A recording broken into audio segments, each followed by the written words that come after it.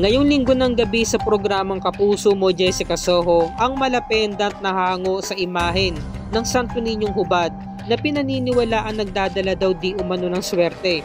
Bakit ipinagbabawal na ibenta ng mismong Arsobispo ng Cebu? Year 2020 nagsimula ako magbenta ng Santo Niñong Hubad. Sa Quiapo na daw sila kumukuha. Mga kalimitang bumibili sa akin ay pawang mga turista, mga dayo talaga. Nagbibigay daw ito ng proteksyon at nagdadala ng swerte sa kanila.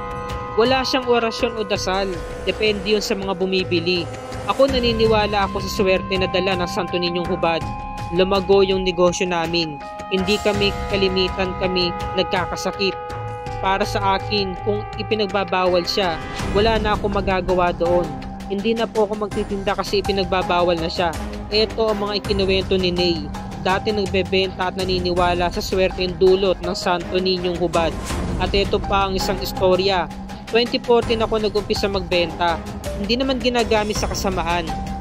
Depende sa iyo kung gagamitin mong kwintas. Ikaw ang bahala kung ilalagay mo sa baywang or sa wallet mo. Nagtaka nga ako bakit ipinagbabawal Santo Niñong naman yan. Depende naman yan sa taong naniniwala o hindi naniniwala.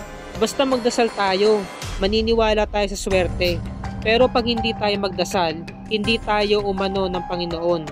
Malas ang aabutin mo. Ito ang sinabi ni Alexis, ang supplier ng imahe ng Santo Niñong Hubad. Gaano nga ba katotoo na ang Santo Niñong Hubad na ito ay pinaniniwalaan nila nagdadala ng swerte sa kanilang bayan? Yan ang sabay-sabay nating alamin ngayong linggo ng gabi.